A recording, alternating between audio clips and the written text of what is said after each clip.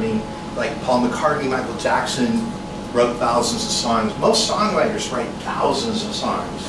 That's just what we do. We wouldn't do it if it didn't come easy to us. You know, people who say that they struggle with it, I'm like, go learn an instrument because songwriting should come easy. But I just remember that Heal These People was on my first record, and I pastored a church in California many years ago, decades ago. And I remember when I wrote Heal These People, and the first time I played it for my church, and I was like so proud of this song. I've been writing songs since I was a little kid. Literally a little kid, I've been writing songs. And so I was in my late 20s when I wrote Heal These People. And I remember when I wrote it, I was like, I'm never going to write something this good again. This is the one. This is so good. And I was so excited, and I presented it to the church that night, and I had my guitar, and I played Heal These People. And when I finished it, there was just dead silence. And I went, oh my gosh, they're moved. They're so moved, they're not even responding. And then I realized, no, they're bored. Nobody liked the song.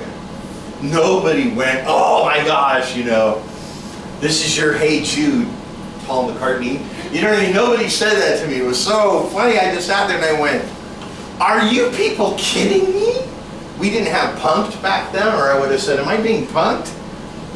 The crap they liked that I wrote. You would think courtesy applause, right? But nothing at all. And I was like, what's going on here? What's going on here? And people were saying things like, we don't understand it. Like, what does it mean? And I was like, well, sing it with me. And I taught them the chorus, and they were singing Heal These People over and over again. And I was like, do you get it now? That it's whatever you want it to mean when it comes to the choruses. It's universal. It's heal every human being. And at the end of the song, it's like, heal your people. God, get your people's shit together and make people really great for you. And I was like, are you people nuts? What church do you go to? Because sure as hell ain't mine. And I was so offended. Well, I made them learn it, and we sung it at church. And eventually people said, God, this is a really good song, but I never got the woohoo-ness out of it that I expected. And when I went to do my first record, I was older. So like Carole King, who had hundreds of hits to choose from when she recorded her epic Tapestry, all first time record, first time a songwriter, an established songwriter makes a record, they have quite an arsenal of songs to choose from. And I put Heal These People on my record, my first record. And I'm telling you, the minister who recorded my first record had a glassy look on his eye when I recorded it. I mean, I go, doesn't this just get you? And he's like, what's this about? I go, apparently it's about 3 minutes too long. And it was so funny because nobody liked it. It was the what we call them an album track. And an album track is a song you record on your record, and you never do it live, and you never release it as a single. It just makes the running time of the record longer because you didn't have another hit. And I was really confused because I was like, I had the song Lord on it, which is my seminal classic that everyone seems to like. But aside from that, Heal These People was the one I thought was really going to, I'd be in stadiums instead of a kitchen. So, but what was really funny is it turned out that I couldn't even do it live because I perform with background tracks. And if you listen to how it's recorded so strange and sparse. It was never even doable live. Like I never did Heal These People live. until years and years and years later when I did unplugged shows with an acoustic guitar. And so there's this great song on a record that never, ever, ever got the love it deserved. And I think I put it on my acoustic record, the way I've done it for years and years acoustically. But it's just not one of my big hits. It's just not. I don't want to call it a miss. I like it. I love performing it. I've always loved performing it. Like when you drink a carbonated soda, you get that scratch. Sometimes when you sing the right song, you get the scratch. Totally get it on Heal These People. The reason why I don't know how to love him is a classic song. Not just a great song, but it transcends its origin, is because it has that part where it says, I never thought I'd come to this. Scratch, scratch, scratch, scratch. It's the best riff in history for a singer, is on I Don't Know How to Love Him. And anyone who's ever sung it will agree. Anyone was like, I've never felt the scratch before, the Pepsi scratch. And Heal These People has it. And I sat there and I went, what planet do I live on that Heal These People doesn't make sense to the people I minister to? And we're not talking about an ego boost. I wasn't saying like I expected everyone to go, oh, your voice sounds so good, but doesn't it? You know what I'm saying? It's like, for me it was a breakout song vocally too, but no, it wasn't about that. I just thought that the terrain that it covered, you know, see lonely faces that makes my heart to burn, see empty vacant eyes have been crying, you know, immediately, you know, sucks you into, you know, compassion for the masses of the lost, whether they're in the kingdom or not, you know, and you know, then it goes to, you know, tell them about Jesus, you know, reach out to them, but I'm too afraid right now, but trust me, they're ready to hear from you. Evangelical stuff in a gospel song, who'd have thunk, right? This was not avant-garde, provocative stuff. Burn in Hell was. Burn in Hell is weird stuff. Heal These People, 'twas not. Burn in Hell has paid for many trips to Taco Bell for me. Heal These People, not so much. Once I post this video one year on YouTube, I'll get all kinds of hits on Heal These People, and I'll be able to get Taco Bell. Because I get like, what? For every download I get 1% of a penny on a download. So if I get like 20,000 downloads, I get a $20 check. I love the music business. I love the music business. So when I get a check in the mail, like, oh, and I go online to find out where my hit record was, you know, so Heal These People got 20,000 downloads in Denmark because I posted a video on YouTube. There's probably one person who didn't understand if you paid 2% of a penny, you could keep it. But they just like playing it over and over again. It's like on Spotify. You do Spotify? If you find me on Spotify and play me, I get a fraction of a penny every time. So even if you have my CDs, play me on Spotify and make me some money. I love that. I can always tell when someone did it too. I can go on and it shows like where in the world they are, and it's like one source, and they went through my catalog. It's so nice. It's so nice. But I was gonna kid and say they skip over Heal These People. That's not true. Not true. But you know, at the end of the song it says, you know, Lord, teach your children, you know, how much you love them. Teach us to listen. You know, eyes must be open, heal your people. I thought this was like a winner. And I was like, how come nobody understands my song? Did I mention that I understand that people don't understand Burn in Hell without some context? Burn in Hell is about people that I knew back in the very beginning of the AIDS pandemic that were diagnosed with AIDS, a couple, and they did a double suicide instead of going through dying in the early stages of AIDS, and it was my reaction to it. Now see, that deserves context. That's a weird song. Heal These People, I shouldn't have to explain, let alone turn it into a sermon. So, I am of the lifetime conviction that we are all dying. We are all sick and dying. We are decaying every second we exist. And therefore, we are in constant need of healing and restoration from God at all times. So when we get sick, even more so. And when we have problems or stress or pain or misery or grief, even more so. So all humanity suffers from the need to be healed. That's what I think. That's what I think. And I was thinking the other day about it, going, it would be much more convenient if Jesus were walking around touching people. Touching. But he's not.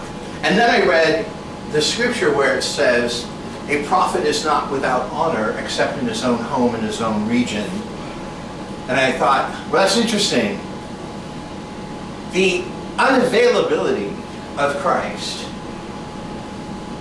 actually makes him a little bit more desirable to the person who needs him the most and understands how important it is to find him. So just like the woman with the issue of blood, who didn't care that if she touched him, she would get in big trouble, probably killed for touching him. She knew if she touched him, she'd finally be healed. And she risked everything to be healed. She fought the throngs and she got to Jesus, the unavailable Christ. She got to him. That's it. It's a really good name for a sermon, the unavailable Christ, and my gosh, that should be my next book. But my experience is not the unavailable Christ. My experience is my God lives in a realm different than the one I can see with my own eyes.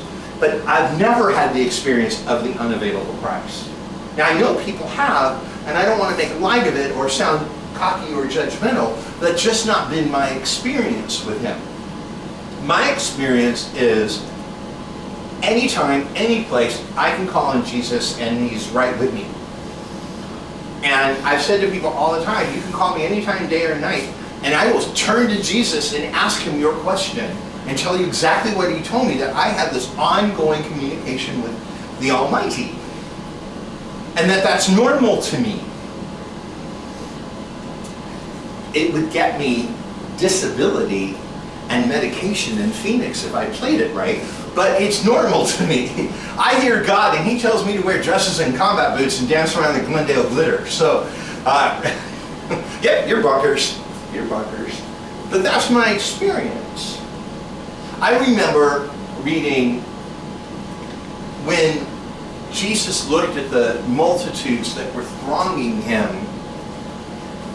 his heart ached because he saw them as sheep without a shepherd. And I was thinking the other day that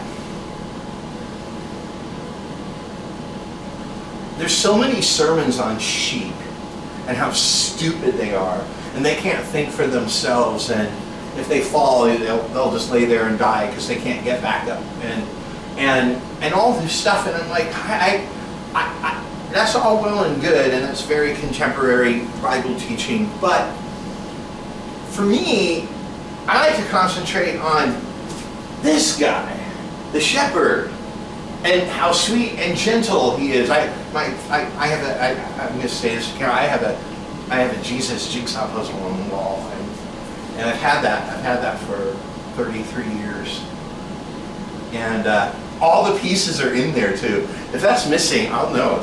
I'll know. But I see the shepherd leading the flock, not just keeping the flock. The concept of penning up the flock and making sure they, if they fall down, someone picks them up and they get fed, and someone to pick off the bugs, that's all well and good. But I think The biblical concept of him being our shepherd has to do with him leading us. There's, the 23rd Psalm about him leading us by still waters. And my question back when I wrote Heal These People and just saw a room full of blank faces, see empty, vacant eyes. I saw them right then and there. I wrote about you people right then and there. The thing that ran through my head was, what is their relationship with Christ like? And if you think my ego is so big that I just said, they didn't get my song, there's something wrong with their relationship with God, I'm actually saying that not because my song was so clever, but because my song was so fundamentally simple. That it was basic Christianity.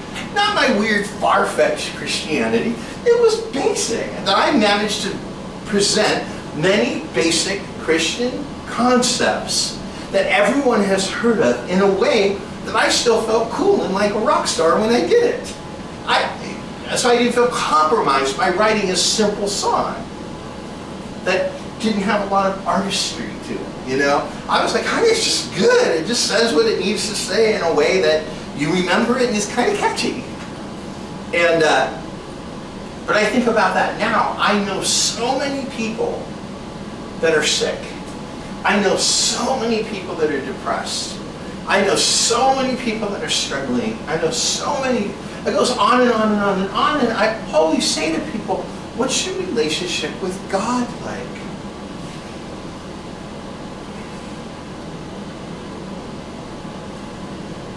Someone who had said they were coming tonight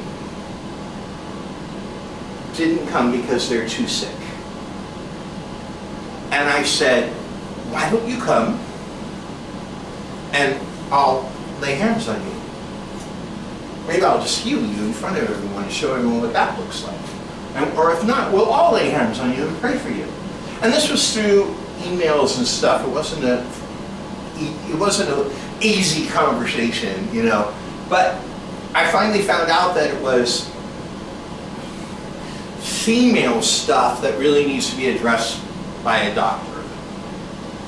And that the person was concerned that they could be really embarrassed if they come.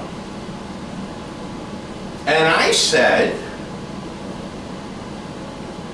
there was a woman in the Bible who chased Jesus through the throngs, and got healed. And then I immediately added, so I'll be praying that happens to you in Jesus' name, because I didn't want to make them feel awkward and embarrassed like they will if they ever see this on YouTube. But I'm not posting this soon on YouTube. It will get lost in the throng. So if they see this on YouTube, it's God's will. Let's put it that way. But, damn it, if I had an issue of blood, you bet I'd walk in here and bleed all over this floor. You bet. And you can think, oh, he can talk all he wants. Anyone who knows me really, really well knows that I wouldn't say it if I wouldn't do it. That if it got to the point where I need surgery, I'm going to ask for prayer. If it got to the point where I could die, I'm going to ask for prayer. If it got to the point where a minister with a track record said to me, why don't you come on down and let me fix this for you? And they're like, yeah. I don't blame this person. It is profoundly awkward. Profoundly. It's not normal awkward. It's off the charts awkward. So I'm not judging or criticizing. I'm just noticing the difference. I actually think if I walked into an environment in a condition by faith, called by God to be there, and prayed for, I might get healed.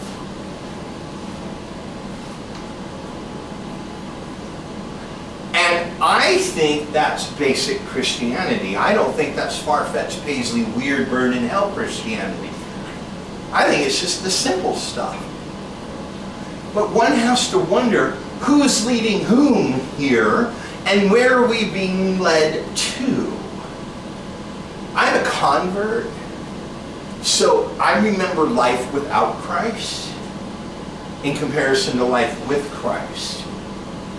And I find that the majority of Gentile Christians, I'm a Jewish Christian, but the majority of Gentile Christians think we're being led to heaven. That this life is rather insignificant and we're kind of killing time till we die and go to heaven to our great reward.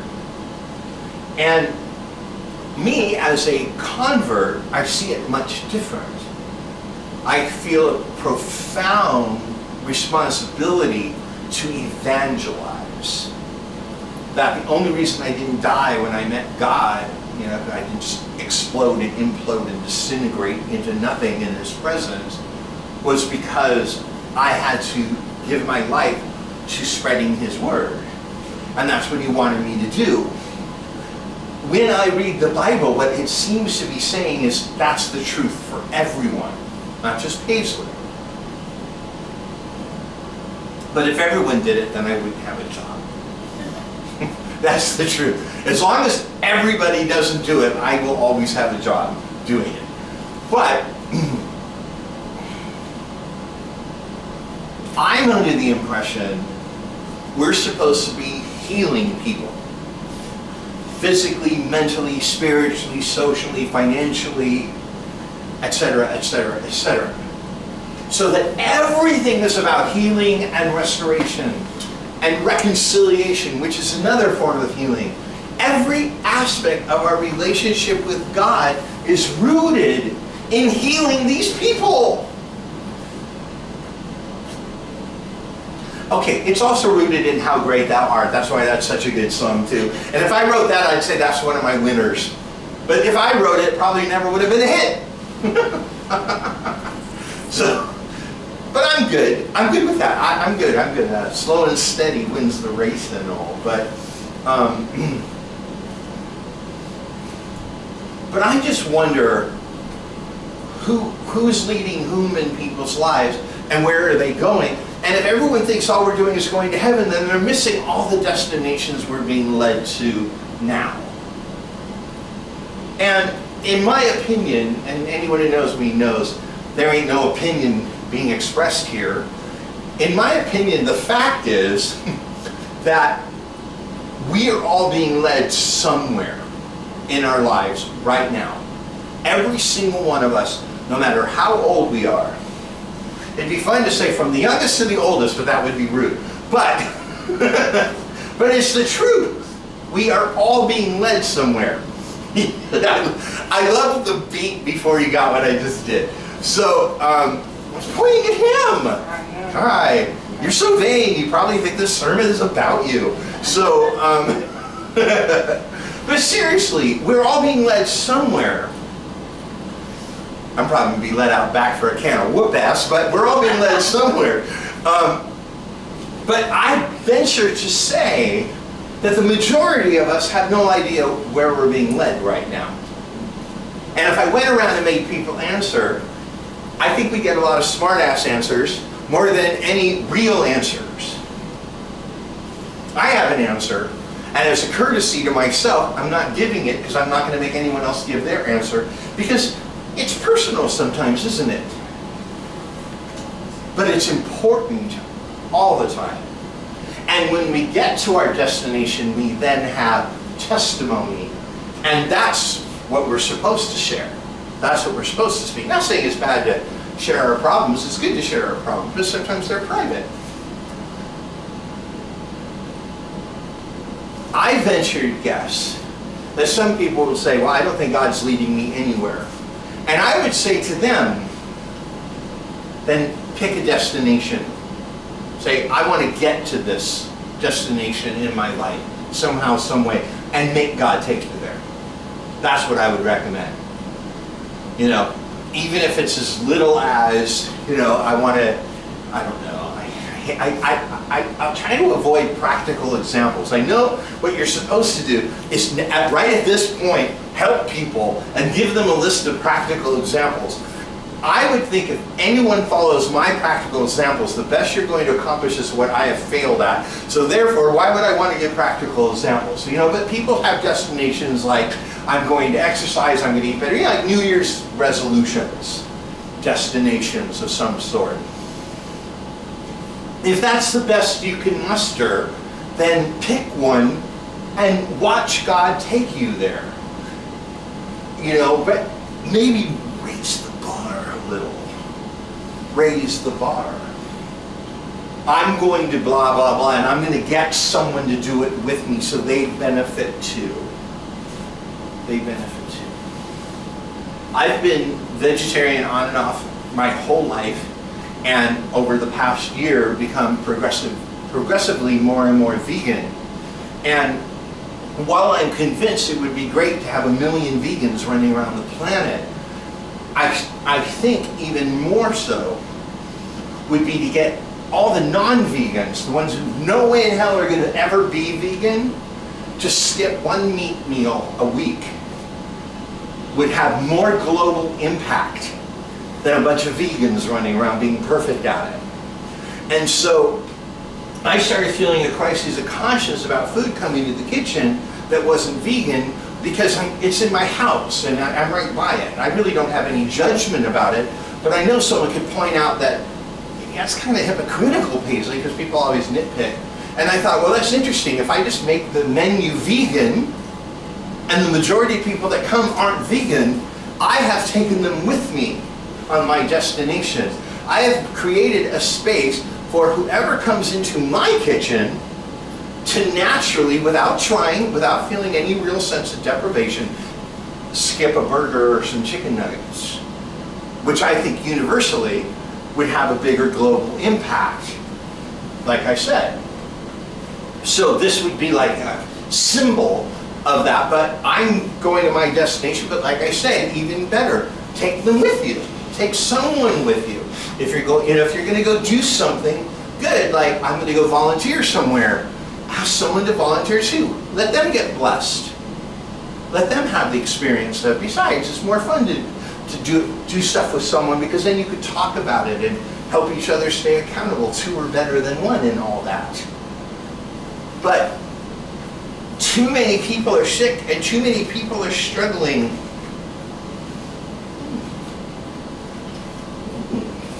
I did pretty good. I'm looking at my notes to see I covered everything except my final point I'm about to make, and then that was the last one on my list. Too many people are suffering. Too many people are sick. Too many people are struggling. And that's very much this life. That's not a shortcoming of theirs.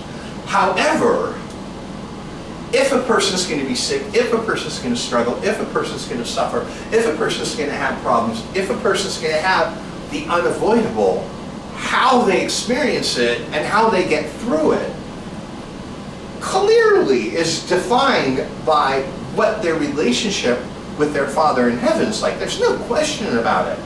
No question. No question at all. So, it does say in Scripture, Paul does say to a church, many of you are sick and sleeping, meaning dying. He does say that, and he says it's because of your sin. So I'm not going to say that, because I don't like when people do that. I really don't. I don't like when you say to someone, I have a cold, and they go, well, what's your sin? My sin is I pick stupid friends. You know, I really resent that. That's not accurate at all. And Paul doesn't say it as doctrine, that people who are sick is because of sin. People are sick because of sin, but it's the original kind.